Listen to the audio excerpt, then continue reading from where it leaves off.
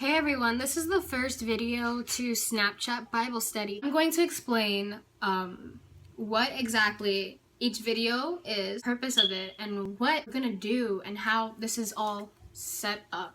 Time I make a Snapchat Bible Study, let's holy oil. I'm going to write down the scriptures and the lesson behind. I started Snapchat Bible Study in December. Snapchat Bible Study was basically something I had prayed for. I was trying to find my purpose and what I can do as a Christian to really take off the stereotypes and rip off what people think of Christianity to what they know.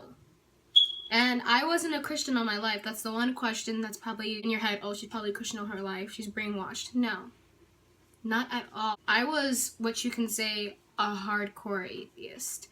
And I wasn't that quiet one that was like, I don't believe in that. I was that person that would curse you out if you mentioned religion to me, if you were religious. I don't like the word religious specifically because that is not what Christianity is. See it as a relationship with Jesus Christ, not some religion. It's not just some way of life. It is life. And before Snapchat Bible Study was established, I was going through something at the time, and my relationship had drifted from God and was on something that shouldn't have been. And I remember I gave in and I just left it all away. And I was full of darkness. I was dreading the day, and I was just so sad, and my head was just all over the place, and I hated everything. I thought that I was gonna die from all this stress and this anxiety. I literally thought I was gonna drop dead from all of these thoughts that were in my head because you can't press off to what goes on in your head. And that's where I was, place in my life. And I didn't know, I thought I was on the right path. I thought, oh, I know he exists, so I'm okay. No. I would ask questions like, where are you? What am I doing wrong? I thought, I believe in you. Shouldn't you show yourself? He started backing off. Finally, I started going back to church again. Day by day, I started praying again. I started really doing what I was supposed to be doing. I thought I was doing, but I wasn't because I was making up excuses. And so I remember something in my heart, in the spiritual realm, told me to let go of that certain thing that I was attached to, that everything would be okay. But something else told me, don't let go. You'll be destroyed if you let go. And I was constantly torn of whether I should or shouldn't, I should or shouldn't, what was gonna happen. And I was scared. I started praying each day, listening to what my pastor said. Finally, God showed me a side of that situation that changed everything. And that's when I knew I had to let go, and that's going to be okay. If I let that thing go, he was gonna take care of it. And sure enough, guess what? He did. Because after that, I found my Bible. And back then I wasn't into the Bible. And I had a Jehovah's Witness one because that was the only one I could afford. And I opened it up to this scripture. And little did I know that this scripture would change my life. A beautiful scripture. I know it by heart. It is Psalm 55:22.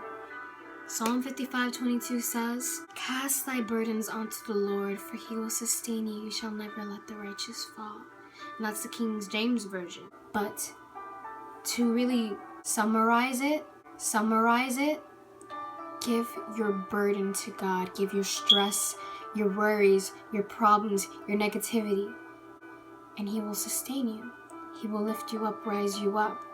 Because the people going on his path, the righteous path, the pure path, will not fall, will prosper, because he will never let the people on the right path fail or fall. That's not him. He doesn't put us through things that will destroy us. He doesn't allow things to happen to destroy us, but to build us, because after all, without our past, would we be the same person we are today?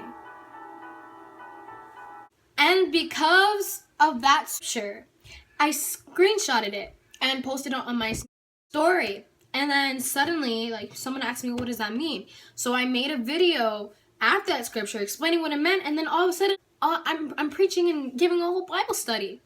And I pray about it. And so when I prayed about it, I started doing it weekly, made a page for it, and people would Snapchat me, oh, gee, thank you so much. I needed that. Oh, wow, that changed everything. That's how I saw it. Really?